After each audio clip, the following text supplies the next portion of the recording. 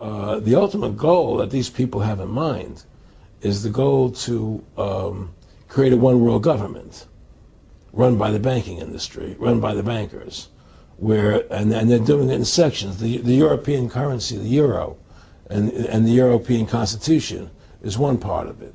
Now they're trying to do it in America with the North American Union, right? And they want to create a new currency called the Amero, right?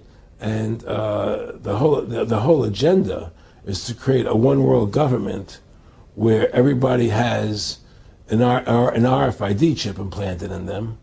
All money is to be in those chips, right? There'll be no more cash. And this is given me straight from Rockefeller himself. This is what they want to accomplish. And all money will be in your chips. And so instead of having cash, anytime you have money in your chip, they can take out whatever they want to take out whenever they want to. If they say you owe us this much money in taxes, they just deduct it out of your chip digitally. Total control. Total control. And if you're like me or you, and you're protesting what they're doing, they can just turn off your chip. And you have nothing. You can't buy food. You can't do anything. It's total control of the people. And that chip's connected to a database that has your purchasing records, what you do, what everything, you sell. Everything is in there, you know?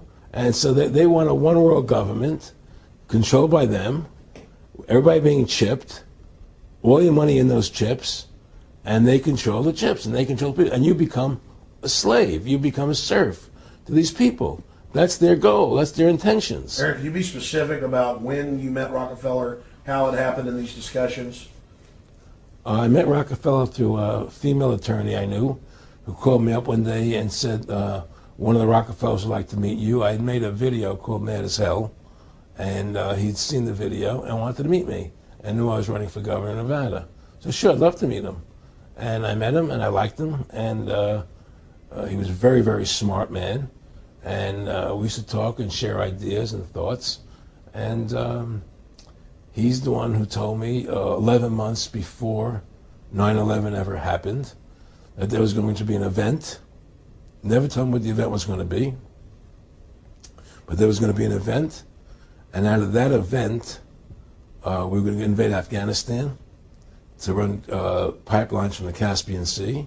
We were going to invade Iraq, you know, to take over the oil fields, establish a base in the Middle East, and make it all part of the New World Order. And we go after Chavez in Venezuela. And sure enough, later 9/11 happened, and I remember he was telling me how how you're gonna see soldiers looking in caves for people in Afghanistan and Pakistan and all these places, and there's going to be this war on terror, which there's no real enemy, and the whole thing is a giant hoax, you know. But it's a way for the government to take over the American people. He told you it was going to be a hoax. Oh yeah, oh yeah. There's no question. He says there's going to be war on terror, and he's just laughing. There's no who are we fighting? I mean, why do you think 9/11 happened, and then nothing's happened since then? Do you think that our security is so great here that these people who pulled off 9/11, who were able to, can't knock down another plane? Come on, it's ridiculous.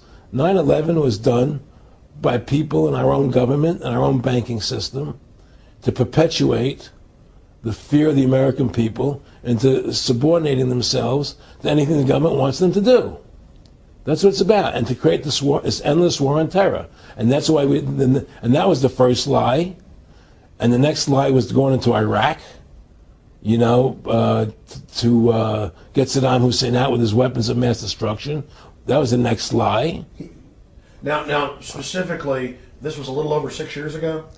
This was 11 months before 9/11. Yeah. And Nick Rockefeller, who's a lawyer, he's become your friend over the previous years, and he's saying to you that there's going to be this big event, and then out of that we're going to have a war on terror, and it's just going to go on and on. Right, an endless war on terror without any real enemy.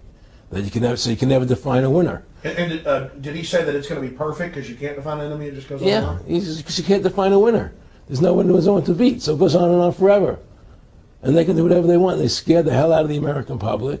Look, this whole war on terror is a fraud. It's a farce. It's very difficult to say it out loud because people are intimidated against saying it Because if you say it, they want to make you into a nutcase. But the truth has to come out. That's why I'm doing this interview.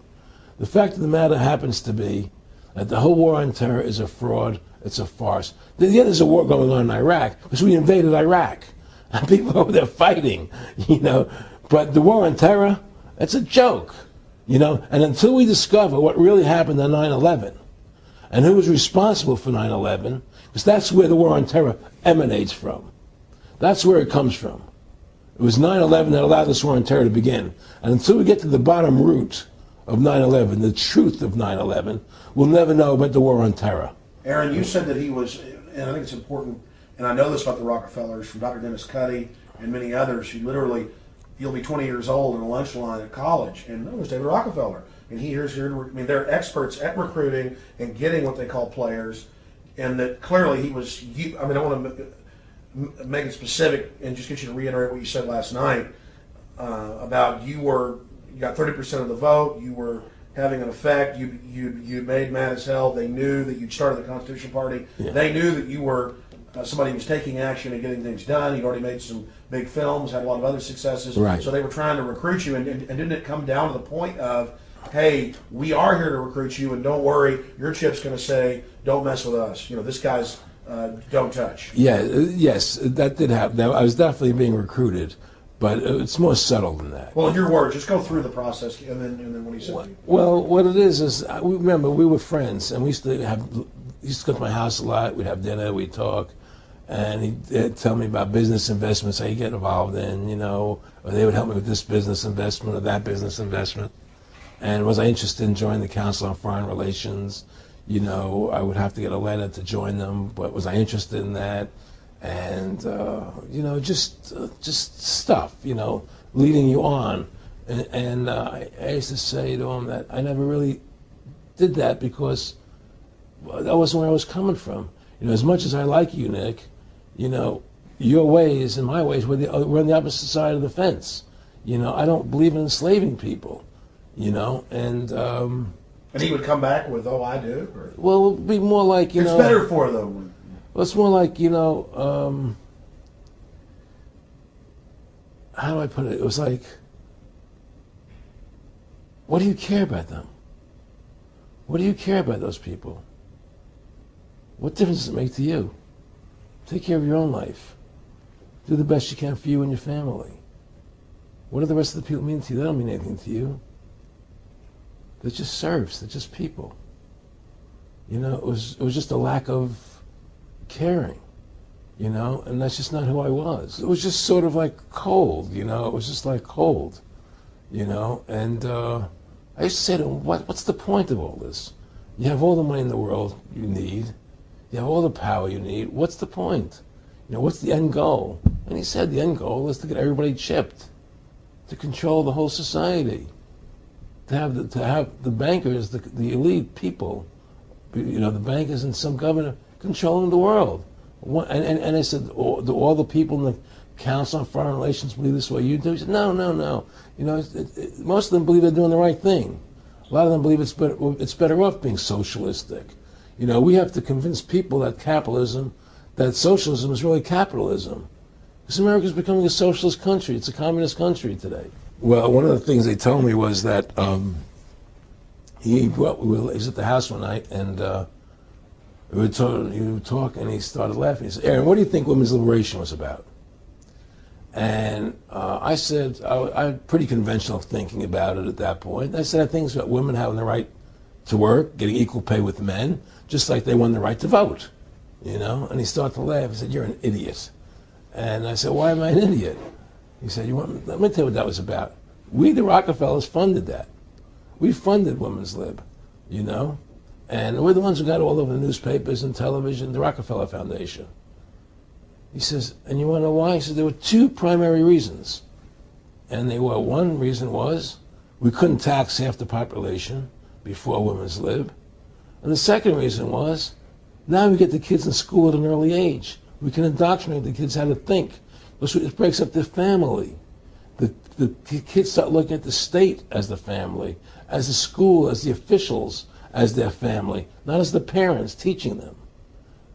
And so those are the two primary reasons for women's lib, which I thought up to that point was a noble thing.